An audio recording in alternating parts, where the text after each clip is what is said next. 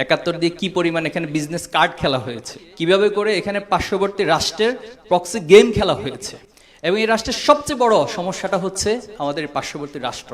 তারা আমাদের এখানে কখনো ভালো হোক এটা চায় না। হাদি ভাইয়ের জীবন দেয়া বাংলাদেশে প্রমাণ করেছে এখন পর্যন্ত বেস্ট জীবন দেওয়ার কাতারের মধ্যে একটি তিনি অন্যতম। জুলাই আগস্টের পরেও খুব চমৎকার স্বপ্ন দেখেছিলাম। ৭১ ইতিহাসে আর না যাই, সেই ইতিহাসগুলো আপনারা জানেন।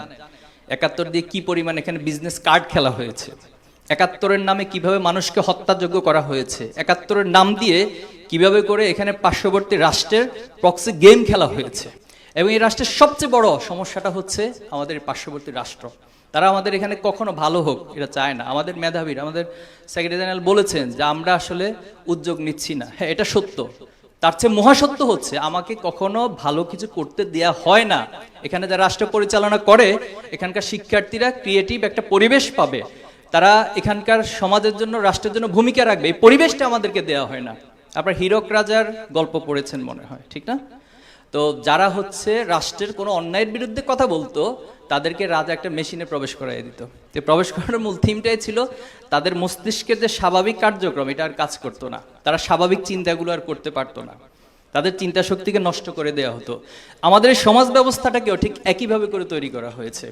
এখানে যারা ছাত্র রাজনীতি করবে, তারা হচ্ছে লেজুর ভিত্তির মধ্য দিয়ে একটি দলকে কিভাবে ক্ষমতা যেতে হবে, কিভাবে ক্ষমতা টিকিয়ে থাকতে হবে, এই ফোর্স হিসেবে ব্যবহার করা হয়। তাহলে ছাত্রদের কাজ যদি হয় কোনো একটা দলকে ক্ষমতায় নেওয়া আর লাঠিয়াল বাহিনী সেটাকে টিকিয়ে থাকা, তাহলে রাষ্ট্রে কিভাবে এগিয়ে যাবে আপনি আমাকে বলুন। তাহলে রাষ্ট্রের শুরু থেকে তো এই কাজগুলো করা হয়েছে। এখানে রাষ্ট্র কখনো গড়ে উঠতে দেওয়া হয় নাই। এখানে একটা প্রক্সি ফোর্স হিসাবে এটাকে জাস্ট একটা গোলক ধাঁধার মতো ব্যবহার করা হয়েছে, আর একটা পক্ষ লুটে পুটে সব খেয়ে নিয়েছে।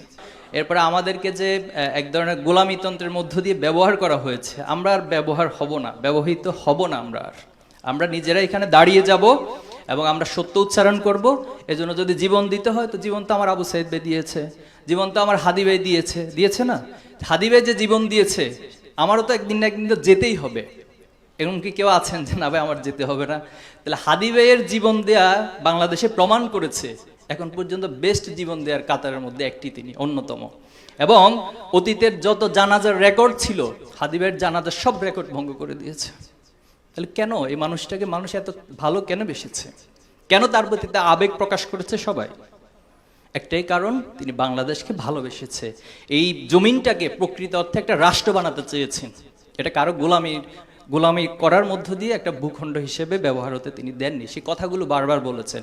যে কোনো জায়গায় দুইটা ফোর্স থাকে, মনে রাখবেন, প্রত্যেকটা শক্তির। একটা হলো অ্যাক্টিভ ফোর্স, একটা হলো প্যাসিভ ফোর্স। আমরা বাংলাদেশের রাষ্ট্রকে যেভাবে দেখি, অ্যাক্টিভ ফোর্সে যারা পরিচালনা করছে, তার চেয়ে বড় শক্তি হলো এখানে প্যাসিভ ফোর্সটা। এই প্যাসিভ ফোর্সটা কারা? যাদেরকে আমরা ডিপ স্টেট বলি অথবা কালচারাল ফ্যাসিস্ট বলি। এগুলো আমাদেরকে আইডেন্টিফাই করতে, এগুলো যতদিন আইডেন্টিফাই করতে না পারবে, প্রাইভেট ইউনিভার্সিটি একদিনে 25 জন জীবন দিব, জুলাই আগস্টে 1500-2000 জীবন দিব, এরপরে আমাদের হাদি ভাইয়েরা জীবন দিবেন, আমার আবরার ফাহাদরা জীবন দিবেন, আমি জীবন দিব, আপনি এভাবে জীবন দিতেই থাকবো।